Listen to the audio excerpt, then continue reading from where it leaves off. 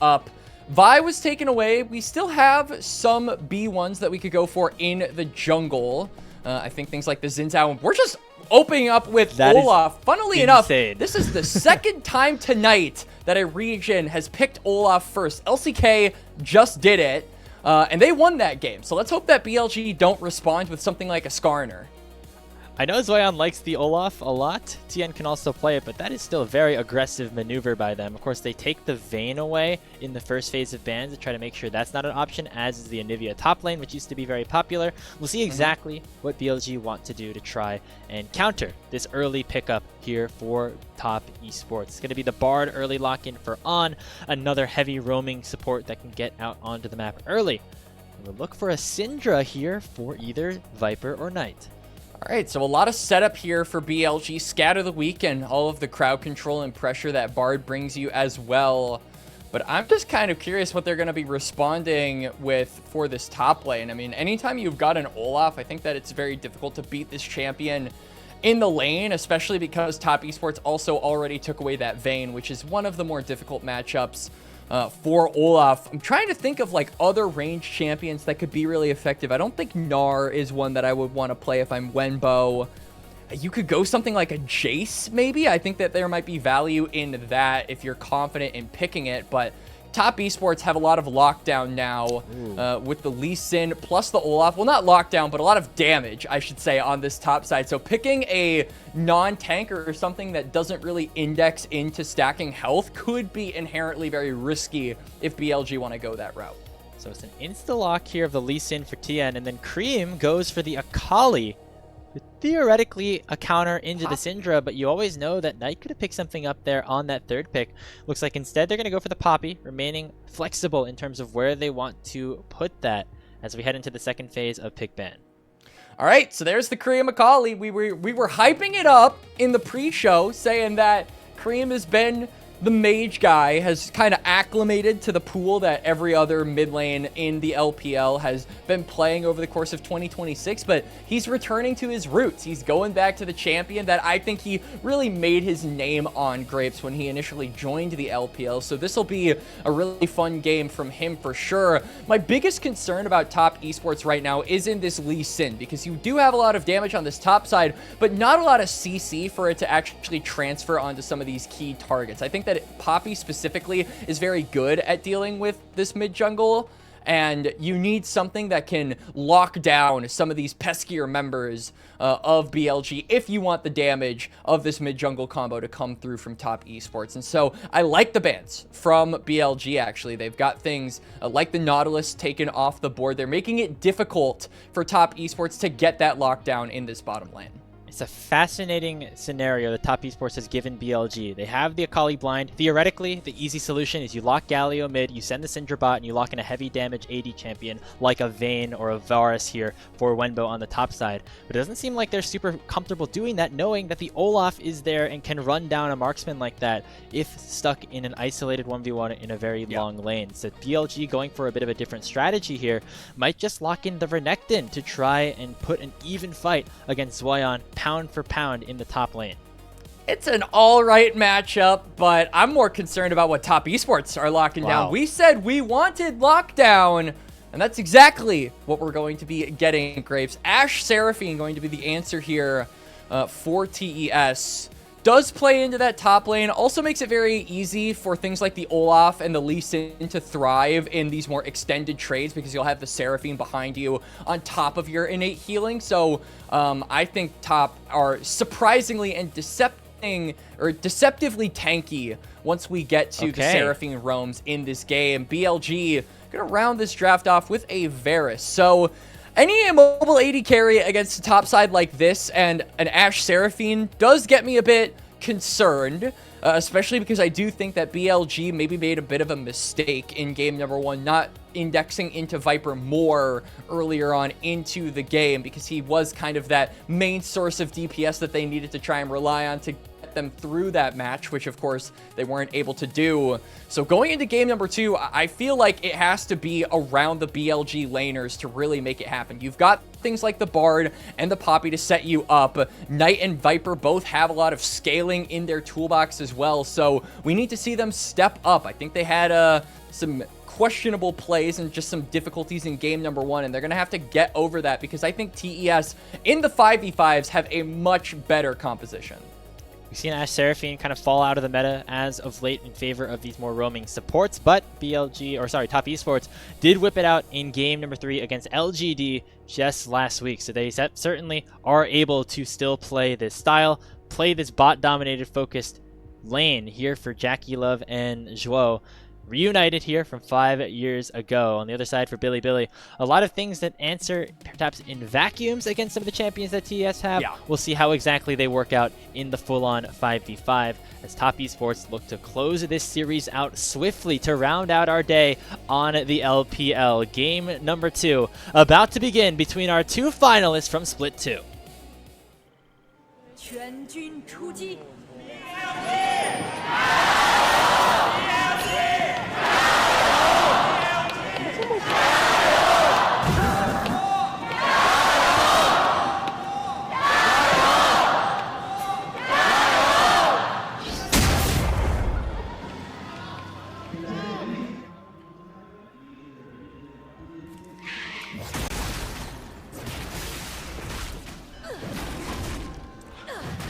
Some loud cheers coming through there. Once again, Grapes. We see here at the start of game 2, junglers pathing opposite one another. Really important, I think, to track these 2 champions with just how much influence they can have over the early game. BLG with Zuian, I think, wants to influence the lanes and give them the resources, where it's the opposite for Tian, who really wants to get the ball rolling for himself.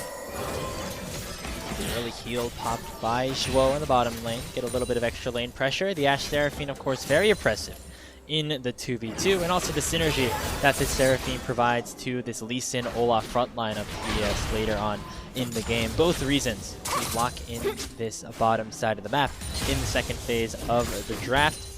See JackeyLove and Zhuo gonna hit level 2 first, have that prior, and already force on to head back to base.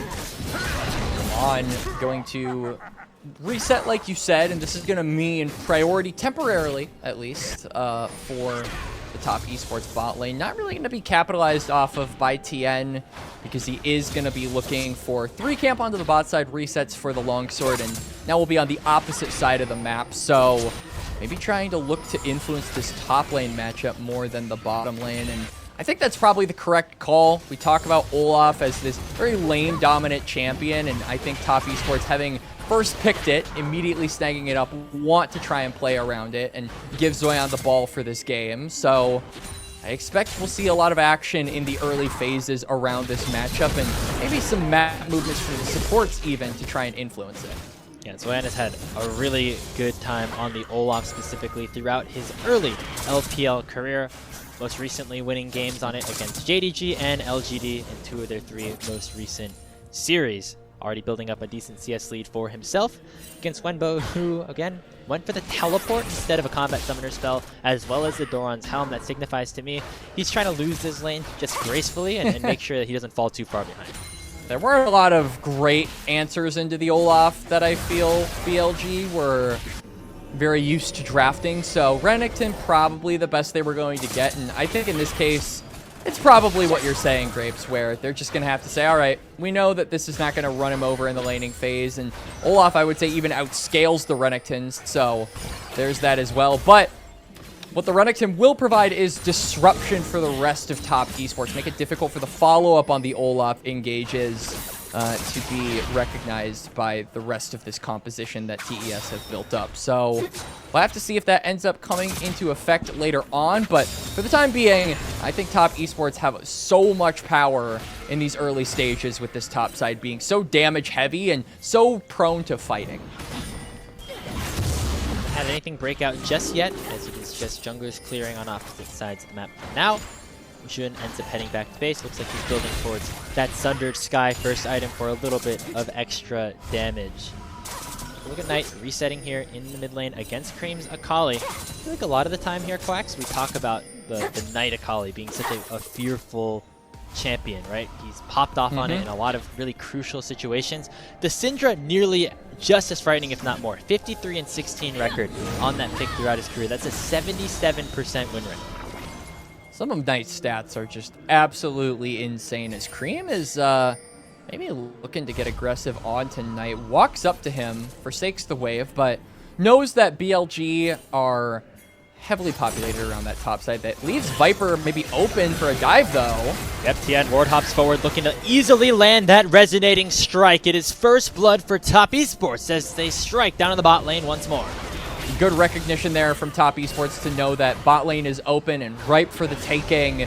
Viper also expends that flash on top of that, so that'll be no summoner for the Varus. Just trying to look for a return kill. Doesn't even get close to doing that either, so maybe a bit of a mistake there from Viper. Could end up costing him in the future if Top Esports find an angle to revisit this bot lane. You want to start off your Ashe Seraphine lane. See JackeyLove heading back to base, picking up a Noon Quiver. Going to be very much a threat down there, especially with the help of his support. On was roaming during that time and wasn't able to find any kills off of it, so overall, you have to give it a win over to Top Esports. Although Viper has picked up a decent amount of XP and he's doing some good damage on his own.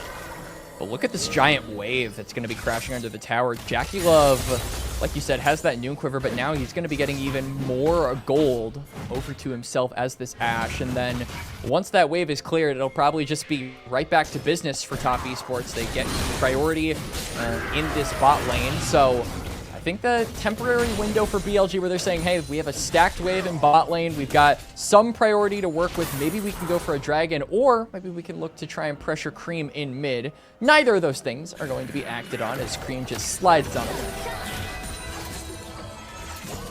Should be pretty slippery here in this game. Has a lot of targets in the backline that he could assassinate. Knight and Viper specifically gets his hands on them again. Akali, something that Creme was very well known for back in his time.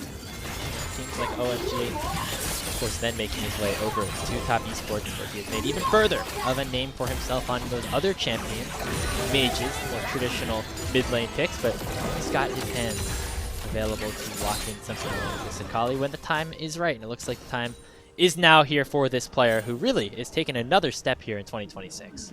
And I think this will be a really interesting game for Creme, where you do have a pretty good Akali angle into the matchup against the Syndra, but once you break out into the wide world of team fighting, it gets a little bit more difficult as Tian is looking for On, who has no mana, but still did manage to get the stun off. Comes in with the Keeper's Verdict. That forces this flash away from Tian. Nice cosmic binding there from On. Otherwise, it could have been an instant kick combination, resulting in him going down. The Bard going to survive, heading towards the mid lane. The Tian is there as well, as the Dragon has been started up by BLG. Cosmic binding once again, finding the Lee Sin. Knight not able to find that scatter until he does, combined with the Chain of Corruption, and Viper's able to finish the kill off alongside his mid laner. It's Knight that gets BLG on the board first. Yeah, I don't think Tian was expecting the Bard to be there. Last he checked, Bard was out of mana, but a couple of chimes later, he picks that up, gets himself some mana, and another stun lands onto him. So that just gives opening for the rest of BLG to get their CC down. And yeah, it will be the Lee Sin falling in that exchange. Dragon also going over to BLG. And we can see off redeploy Top Esports, maybe wanting to try and trade back for something like the Grubs. George just getting some early vision on it, not quite ready for the rest of his team to follow up. As we now see Zuian land that undertow, looking for another slow onto Wenbo. Has his ulti at the ready as well as his ghost, but Zhuo there just a little bit too late. This is the combination here, Quacks, the Olaf and the Seraphine, that are really going to make a difference here for Top Esports in the mid game. And it's not even in the late game about going in and trying to look for the engages. It's just about being a brick wall, having BLG engage into you, and then being basically unkillable for that front. And I'm interested if that ends up panning out. As we see TES going to be onto the Grubs here, so they will at least trade back the neutrals in the early game. JackeyLove firing an arrow. Nice flash. Yep, does force the flash out of Knight, so no summoner there. He throws down the top esports symbol. Creme is like, hang on, question mark. What are you doing with the top esports logo? Well, I mean, that's You where left Knight that got team a his long start. time ago. Yeah, start of the decade, it was TES Knight with JackeyLove. Of course, Zuo joining them a little bit later, but this was one of the best teams in the world in 2020.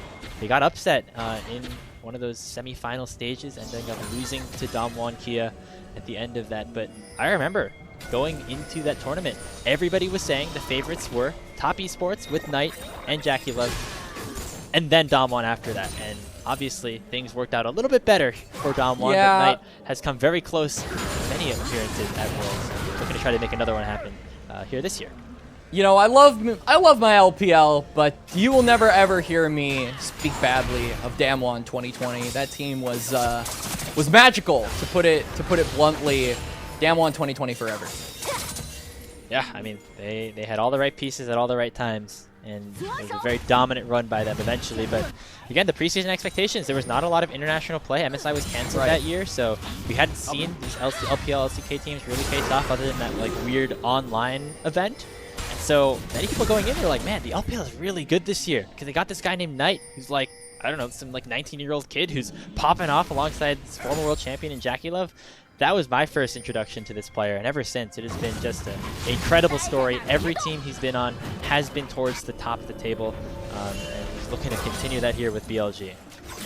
And it's because of him, most of the time, I feel he is one of the main contributors to that team being on top. And this BLG squad, no different. He has been, especially in split number 2, I think people were debating whether that was one of the most dominant individual splits from a player ever in the history of League of Legends, and unfortunately not able to end it with an international title win in MSI, but we can see that BLG, despite the roster shakeups in the top lane, I think, are still playing to a style where they can look dominant and they can look to be the big dogs in LPL, having yet to lose a series. But here in game number 2, I feel like we are starting to see some of that rebound back. Game number 1, a little bit of a concern, but I feel like the proactivity is here for BLG in the second match, and they are policing Tian heavily around what he can do on this. Since stun gonna land onto him as we're doing the classic fight over crab maneuver, Graves.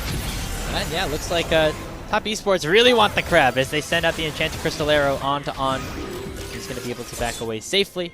Just that Scuttle Crab going TES's way, going to give them some extra vision if they want to try to fight this dragon in about 45 seconds. You can see that it's probably going to be a lot of jockeying for mid-control here in the next few seconds preceding that Dragon Grapes. And so far, Creme has that alternator, and that really is a very underrated spike for this Akali champion, because it just gives you so much more burst, right? You get the extra ability power once you land an ability, and that auto attack subsequently doing a little bit more damage on top of that. Just makes it so much more lethal. We'll have to see how this Akali manages to maneuver some of these team fights where Poppy and Bard are both present, because they can put a stop to the mobile train of Akali real quickly if those abilities do that. But for now, we're playing the slow game this time here, Quack. So it Yeah, looks like both 2 teams, kills in 13 minutes. This is not my LPL. Yeah, they said they saw the first game and they were like, man, my hands hurt after fighting that much. We're gonna chill a little bit here. Even further proof that the average age of your pro players is going up year by year. Yeah, shout out to Wenbo. I think he's the youngest player in the league, actually. Just turned 19 a couple months ago. Yep. So he's in some trouble here. In this 1v2 situation, he's not going to really be that happy about it, but he'll take one for the team if it means the rest of his squad are going to be happier. Oh boy. Around the map. Speaking of, Knight with a huge scout of the week, but it's not going to be able to stop Tian, who jumps in onto him and takes him down. Zuian lands the final blow. The extra shield from the safeguard makes sure the tower doesn't even up the trade. BLG going to respond by taking this dragon on the bottom side. Make him work. I mean, Knight makes them work for it, but ultimately Top Esports will be successful in picking off the golden left hand. Nobody from the side of BLG is on this top side either, so this will actually probably be a full-on turret for Top Esports at almost 14 minutes into the game. They will, of course, give up second dragon over to BLG, but now I think for the future of the wave management of this game is teleports coming in. And yeah, BLG want to try and get a trade back here. Zuian with no ultimate, by the way. Or actually, he does. He does have ultimate. Like he still had it. He has to flash away from the Scout of the Week. With the ulti expired, Tempered Fate can connect. Knight might have enough damage with just the Unleashed Power, but he's holding it for the moment because Viper's here to finish it off with the Piercing Arrow. So BLG end up losing their first tower in the top lane, but they at least get a kill to answer back. They do, and they also, like we said, get that dragon. Knight will, of course, be able to have his own way with the top lane for the time being, so might be able to pick up a plate for himself. We see Creme on the bot side split pushing a little bit, and the volatility of these solo lane matchups, I feel, continuing to heat up. Zuian obviously getting his first kill of the game off that dive onto Knight.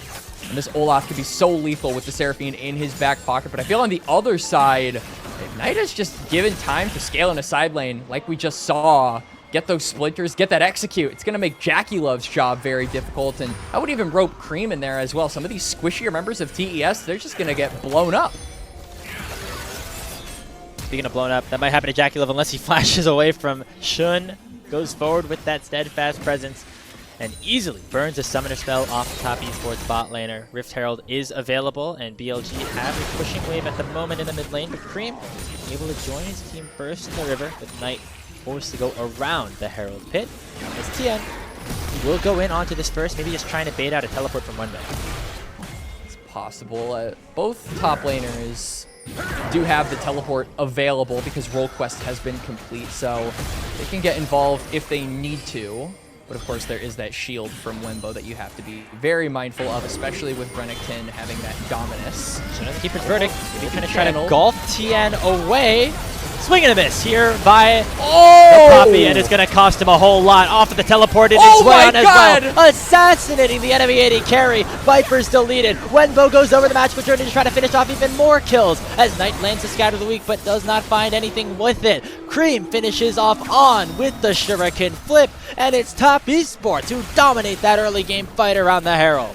And it's Zuian just chopping the heads off the BLG backline. They are disrupting and breaking up your #1 seed in the LPL. TES run over BLG in the fight. Herald will be charged and dropped in the top lane. This will be a tier 2 for TES.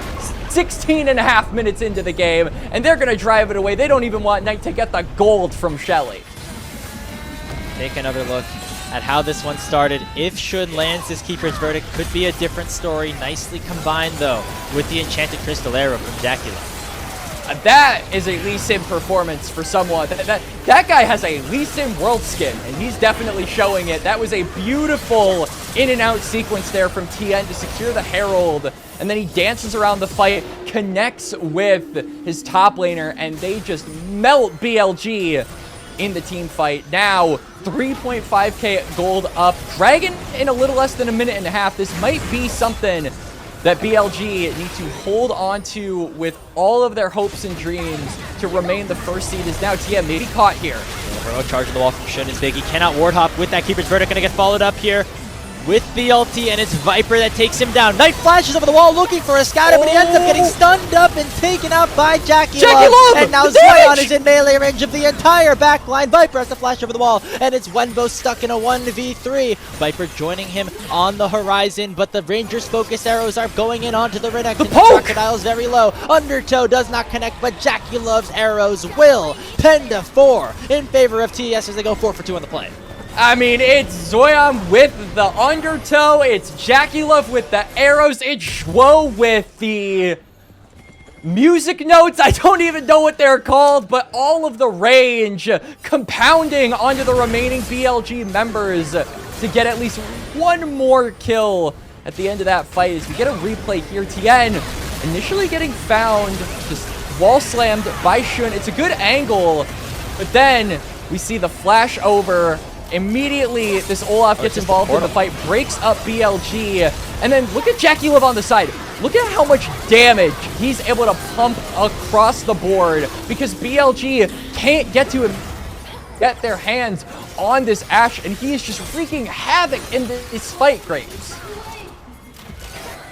Knight ends up with a pretty bad positioning mistake there as well, maybe accidentally taking the magical journey in as the Dragon once again being started by Top Esports on, gets instantly one shot, and so does Wenbo off of the Encore. Zuian taking over in the front line and JackeyLove in the back. Tian able to secure the Dragon and deny Soul Point as Top Esports win yet another fight. And BLG, the windows are starting to close. The doors are being slammed shut on them, Grapes. The win con of the Dragon is now removed from them for the time being. And Viper, you're under that turret, but I don't know if you're allowed to do that with no flash, my friend. Tian doesn't even need the kick to make sure that Viper goes down. What an early game here by TES. They are up almost 5,500 gold. Knight gonna try to find a trade. And a nice stun onto Tian. Shun goes over with the magical journey, but he runs himself straight into 4 members of TES. Uses the ulti to get at least one away. Scatter connects onto JackeyLove. Knight's going all for nothing to make sure that JackeyLove will fall, but he'll go down in a trade. And now Tian and the rest of Top Esports are chasing in onto On. The kills just continuing to stack up. The Dragon's Rage to make sure there is no magical journey for On, as short as it was. And TS are running away with this second game. Yeah, Shun definitely took a magical journey. Probably not the one that BLG wanted, as they almost all fall down. Top Esports eliminate multiple members on Bilibili Gaming yet again. And I feel like a play such as that, desperation is starting to crawl through on the side of BLG Grapes. You can see it in their play, looking for a pick onto Tian, but he ends up getting out. Magical Journey drops, and then Shun, an entire screen away from the rest of his team. Does actually look like he's gonna get out, but then Sonic Wave connects. Tian has auto-lock with this Q this game so far, and they find 2 members on. This is just such an unfortunate magical journey, but even if he took it, it goes like 2 millimeters, and he dies anyway. So 3-for-0, TES are running over BLG in this second game. They want to be your #1 seed in the LPL. This is not the LPL finals anymore, Quacks. This is a whole different world. We are in Split 3. We are with Top Esports having a new support fresh off of a disappointing MSI performance, and they have come to play against the defending champs.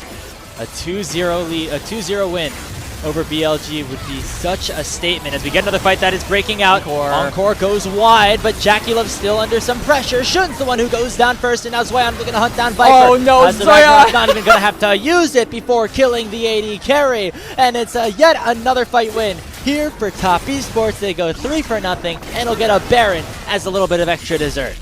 Zuian hates snakes, he hates vipers, he is going after this Varus in every single exchange. And that's exactly what Top Esports need him to do. It is another 3 kills over to TES. Baron will be secured, and they don't even feel like giving BLG an inch, as Creme is maybe looking for a solo bolo onto Wenbo.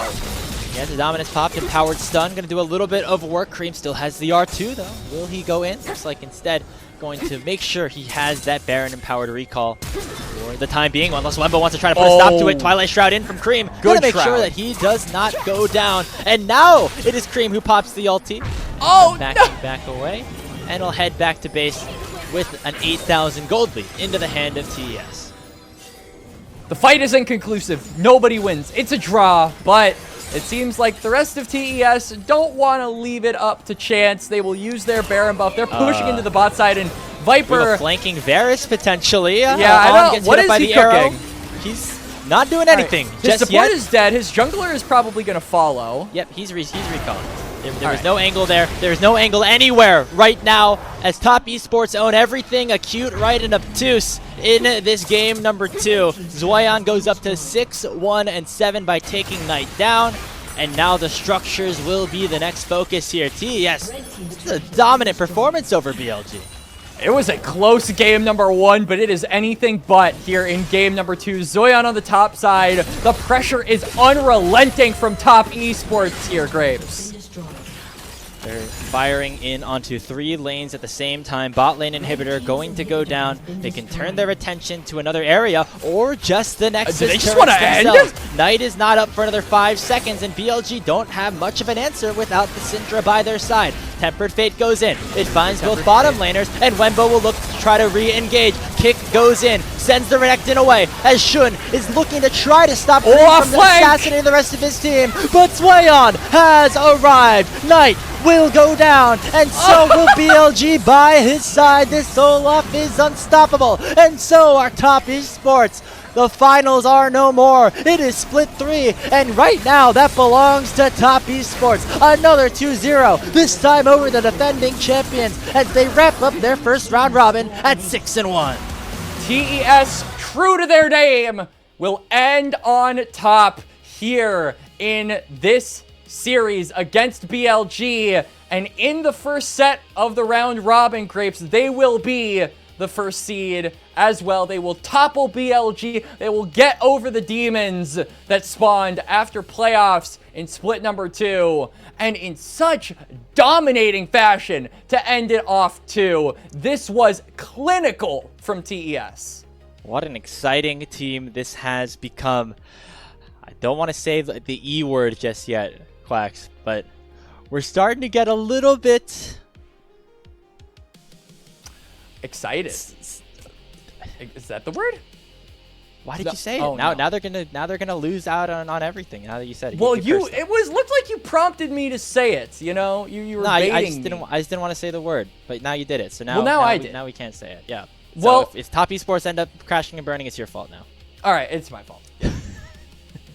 I mean, okay, that organization, to be fair, has like an entire staff of Etsy witches going to curse them full time with like $16 an hour. It's like an actual job for them to make sure that TES crash and burn at the most inconvenient of times, but it is a very convenient time for them to rise up. As we said, because AL did fall in their series, it really created like a very big soup of the top 3 teams. BLG are vulnerable to being put down in second. Top Esports had the opportunity to rise up after AL had kind of been a leg ahead of them over the course of a majority of this split. And now just 1 series win is all it takes for them to jump from what they were a few days ago, 3rd place, to now being 1st place, as the standings have a new leader, Grapes. TES, they even have the game score over BLG at this point. I forgot to take into account that not only would Top Esports get 2 wins, but BLG would get 2 losses.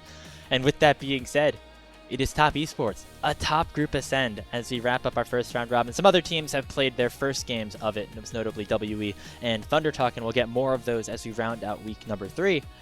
But this is a really great snapshot of where we currently reside in the LPL. It seems like, Quacks, at the moment, there's a bit of a separation between the top half and the bottom half, but maybe even more so, the top 6 isolating themselves a bit from the bottom 2. And I think for the case of Thunder Talk, like, thank God, right? They were 1-5 at one point, and I think a lot of people were calling them the potential man team of Ascend because they would go to 3 games against so many of the big dogs in this group, but never actually were they able to close it out, with the exception of EDG early on in the split. But they won 2 in a row, so I think they're finally starting to find their footing, which is always really nice to see from TT, an organization that hasn't really had the best and brightest road as an organization in the LPL. So always nice to see that from them. And then Top Esports, I mean, it has been a tumultuous, turbulent, very up and down road over the course of 2026, Grapes. But today, on this day, they can say they rule the LPL, and they are the first seeds. And they're back up, at least for a little bit. Yep. They've got to reset. They got another matchup just in a couple of days, I believe, actually against Thunder Talk. So that'll be a fun way to wrap up week number 3 here in Beijing. I believe we have our upcoming schedule, if we can just take a look at that as we wait for our end of the day activities. Of course, it was a great triple header today. We'll get more of that here on Saturday and Sunday. Some trips to Nirvana to open up both of our weekend matches. Weibo Gaming taking on LNG, and then LNG facing off against IG. some really important series to round things out here, though, at the end of week number 3, Quacks. I'm looking at JDG versus WE as a huge series to determine what this top half versus top 6 situation really does look like. Right, and I feel like the general consensus, especially too, if we want to look at the Nirvana games as well, Grapes, to shift gears a little bit, I think it's really heating up the top 2 teams of NIP and IG to challenge the bottom teams of Ascent. Because like we just said, there's a pretty big gap between the top 6 and the bottom 2 of Ascent. So I feel like there is ample opportunity if we see good performances out of IG, out of NIP, where those play-in series can be really exciting. There's a world where LNG's season ends on Sunday. If they go 0-2, yes, they'll go down to 0-4. And then IG and NIP will both have 3 wins. It would be impossible for that team to surpass either of them, locking them into the bottom 2 of Nirvana and locking them out of a spot in the playoffs for split number 3 and an opportunity to continue their 2026 season. So a lot on the line there in some of our Nirvana games as we take a look at our post-match situation. Yet again, it is JackeyLove cresting that 1k damage per minute from the start of this game, Quacks. He and Joe really had a great time in that bottom lane. So we asked the question, who would be better, the Mage Man or the Marksman? And it looks like JackeyLove just shot an arrow at the people that asked that question. He didn't even answer yes or no, me or the other guy. He used that bow and he hit bullseyes on every single one of the BLG members and anyone who doubted that he could take on Viper in a split where he has gotten so much praise. A lot of credit has to be given over to JackeyLove, over to Zuian as well, who himself, I think, has been under a lot of scrutiny over the course of 2026. A lot of people questioning his ability to fill the shoes of a legendary player like 369 to a point where TES can actually look competitive. And doggone it, they look competitive, my friend. Yeah, and, you know, there could have been a world where 369 came back after. Obviously, Top Esports was not worrying about like losing any rookies because of what they did at the support position, but it seems like they still have some faith in Zuian up on the top side of the map, and we're starting to see why. Even now in games where he falls behind, that he gets solo killed, he's still able to be a strong presence and be a really good team fighter, and then when he does get a lead, he just absolutely is able to take over some of these games. I love that every single time he sees Viper, he literally doesn't pop the Ragnarok until he sees Viper. Like, that button is specifically reserved to screw over BLG's AD carry. It is very funny. I think the last team fight was the worst. I can't wait to see that, where he holds it and gets like 2 kills, and then only then does Viper walk up and he says, all right, time to pop R. Just because no one will keep me from killing the AD carry of BLG. But overall, just really good performances from Top Esports. I think that it's hard to pick apart a lot of individual members. We have been talking about JackeyLove a lot as someone who has individually stood out in a majority of TES's games. But to be frank with you, Andrew, I feel like they are just great at playing as a unit, great at playing as 5, and it showed in these team fights. There really is no one member that I think sticks out more than the other besides JackeyLove, and that's why we harkened so much on him, because the other 4 members of TES work together in a way that I think is so endearing to this team, that is so fun to watch, and it is what has now made them the champions currently of the LPL. Of course, can get dethroned, and I'm sure BLG are out for blood because of this loss. This is such a technicality. Like, if the season ended today, then I guess, yeah, Top Esports would become but now the BLG are supercharged. But, you know, this is like when you take down a boss in like a Dark Souls or like an Elden Ring game. They have like the animation that shows you we're in the second phase now. BLG are in the second phase now. You have unlocked the animation. And you wonder if that second phase will come with any changes to the roster, right? Because we have been waiting to see a new top laner come in for them. The goal was always here for Wenbo to be a bit of a temporary fix. This was the first series where he was able to be exploited to a point that Top Esports ended up beating BLG, right? You know, Wenbo's had his struggles at points. Hadn't cost BLG a series yet. Now it does. Wondering if that matters here for BLG in the future, as JackeyLove is your player of the game. All right, so this creates a discussion that we have to have, Andrew. JackeyLove, player of the game in Game 2. Zuian, player of the game in Game 1. Who gets the series, my friend? It's a close race, honestly. I think I have to lean JackeyLove here. His presence in Game 2 was really good. I was going to lean Zuian, to be honest with you. Okay. Yeah. I think both have very compelling cases, to be quite clear. But yeah, I just think JackeyLove had such a high impact in the team fights that